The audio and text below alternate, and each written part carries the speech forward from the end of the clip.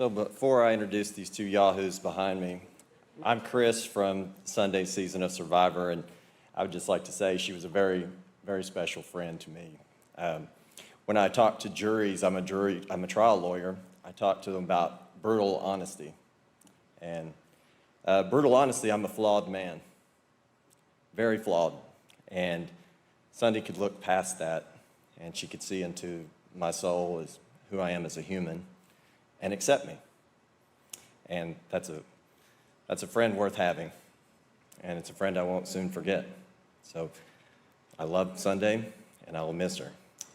Now, to introduce the winner of our season, a man that owes his win to two reasons. First, me. I advocated for this guy in the final tribal council, and of course he won, because I don't lose, all right? Two, he owes the fact that Sunday Burquest wasn't sitting in that final tribal council. He'd be $1 million poorer.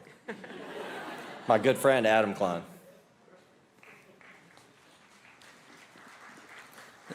The first conversation I ever had with Sunday, we were sitting against a log by the shelter on a beach in Fiji, and we talked about her children and the love that she had for them, and that she had tried to get on Survivor with Carter, and I told her that I had tried to get on Survivor with my mom, and when I saw Sunday talk about her kids, I saw the kind of love between them that I had with my mom.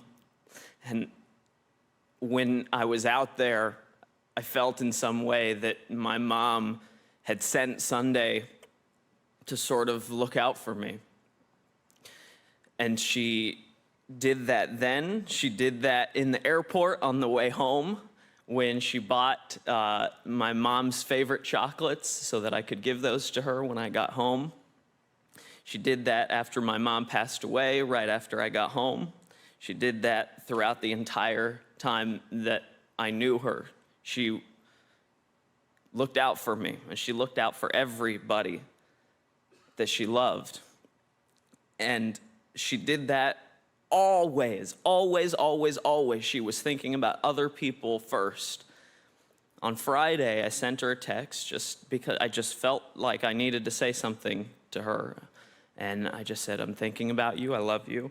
And I got a response from her daughter, Kennedy, and she said,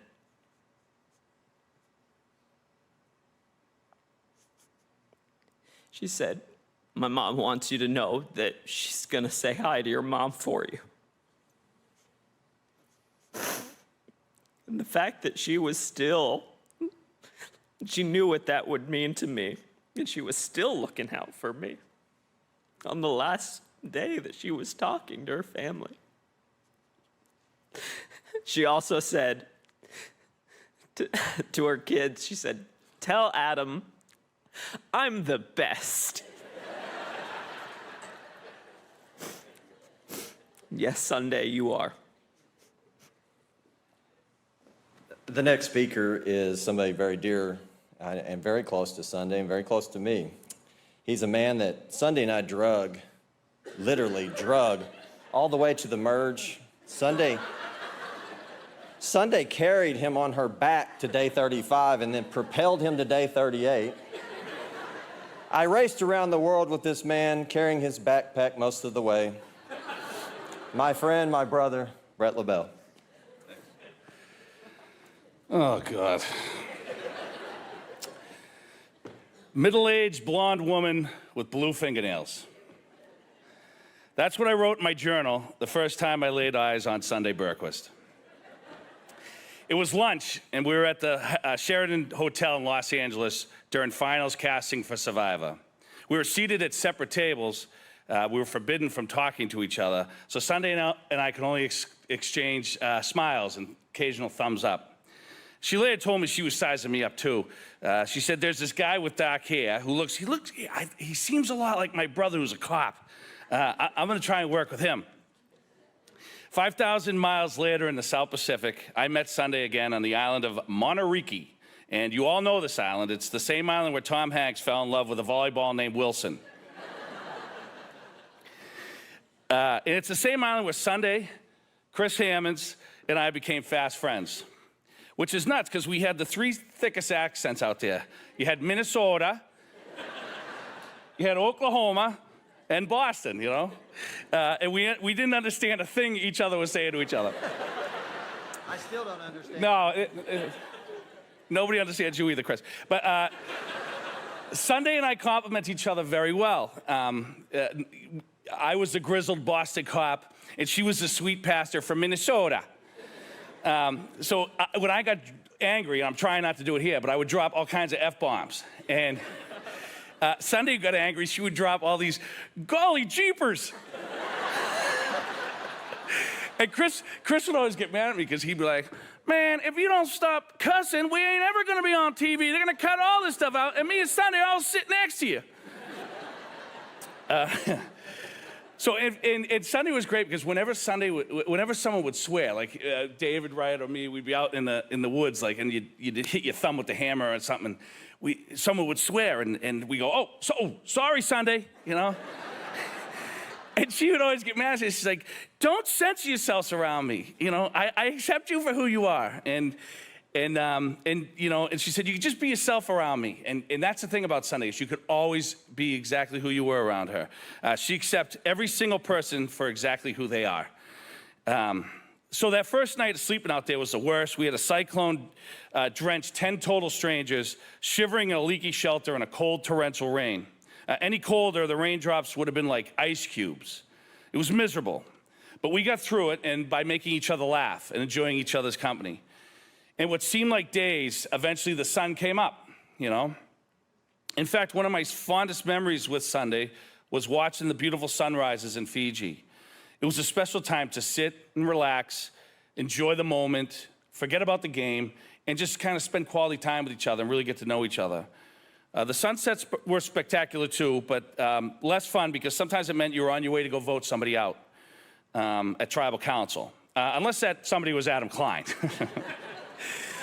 who Sunday, oddly enough, was always trying to vote out. She was like, we gotta go for Adam, we gotta go for Adam. I was like, not yet, Sunday, not yet. No, we're not gonna go for Adam yet. And I gotta say right now, Sunday, you were right. Because I was wrong, you were right, because he won the game. So Sunday, I'm so sorry. I should have listened to you. God, you know she's yelling at me right now. So I got a couple funny stories here. Fast forward to after the game, I flew out to Minnesota, spent some time with and meet Sunday's family. And so I met with, I went to the house, spent time with Jeff, Carter, Tucker, Brock, and Kennedy. They welcomed me into their homes with open arms. Everyone was wonderful. Max and Lucas took me fishing on the boat and down to Mississippi. I was shocked the Mississippi goes all the way up here. That was really cool. And I had a really great visit here. It's a beautiful place and with wonderful people. And I really just enjoyed kind of hanging with Sunday for a few days and just seeing her daily routine. So one day we went to Target. And well, first we had to stop for the Big Gulp Diet Pepsi at that. Target for all you guys. Target. So we had to stop at this gas station. It was this big, huge gas station, and we got this big gulp of Diet Pepsi. So we got that, and then we went shopping. So we were at the Target, and Sunday's ringing up all the stuff that she's buying. And we were having people over or something that night, and she got this big bag of Doritos, and she doesn't scan it. So I'm kind of watching her, and she's doing everything, and then she doesn't scan it. She pays for everything, and we go out. I'm like, she just stole the Doritos, you know? So we get to the car. I waited till we got to the car, and I said, how come you stole those Doritos? And she looks at me, her jaw drops, and she's like, she turns bright red, and she says, why didn't you tell me? I almost did it. She said, why didn't you tell me? Why didn't you tell me? She says, why would you let me steal Doritos? You're a cop. And I said, I wanted to see if Holy Sunday would steal something. You know? So, of course, now everyone settle down. Of course, she ran back into the store to pay. I just leaned against the car and ate some of the Doritos. So this is one of my favorite stories.